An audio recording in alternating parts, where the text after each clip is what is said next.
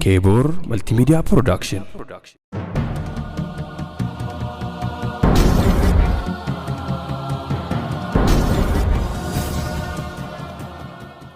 Assalamu alaikum wa rahmatullahi wa barakatuh.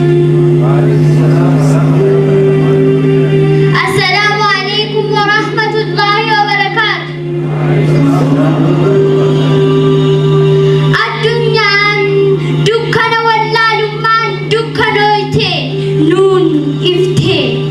Aduun waggaa dheeraaf dhiite nuun bariite. Abdii kufrii fi shirkiin wasa gooyte nuun qulqulloyte. Nuun ture ilmi namaa nama ta'uun kan kabajame. Nuun ture hiyyeessaa fi dureessi gurraachaa fi adiin kan wal qixxaahe. Hiyyeessi dureessaan cunqurfamuun akka waan hin duroomne, gurraachi adiidhaan gabroonfamuun akka waan nama hin taane. Hay duniyaa bakka ati kaatee bakka ati geette nuun qulqullooftee iftee bareeddee mul'atte. Bara nuti addunyaa bulchaa turre waggoota dheeraadhaaf jagnummaa fi adiliidhaan Ispeenii fi Chaayinaa, Afrikaa fi Eeshiyaa tokko irra sadaffaa addunyaa quraanaan bulchine.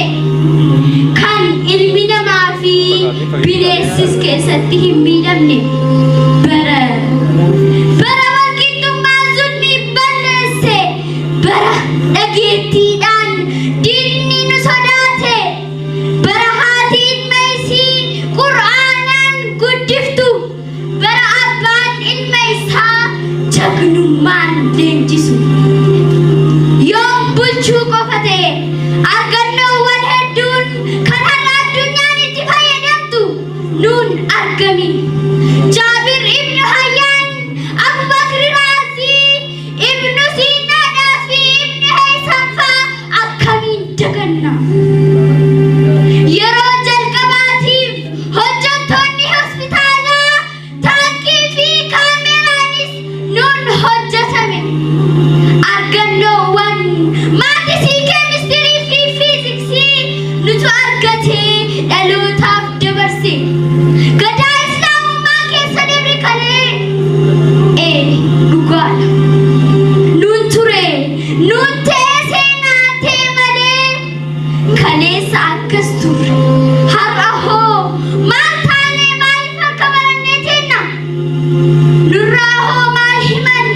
Nu hoo maal hojjenne? Akkas turre jechuutti maaliif hafne laata?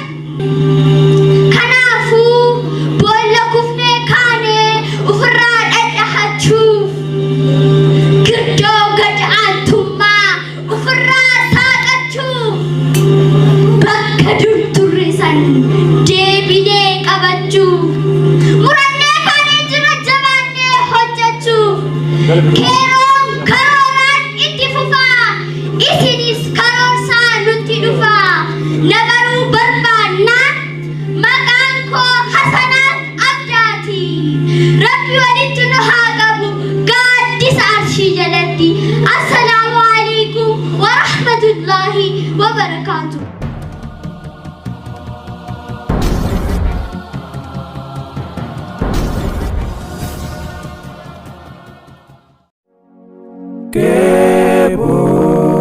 Kebor Multimedia Production.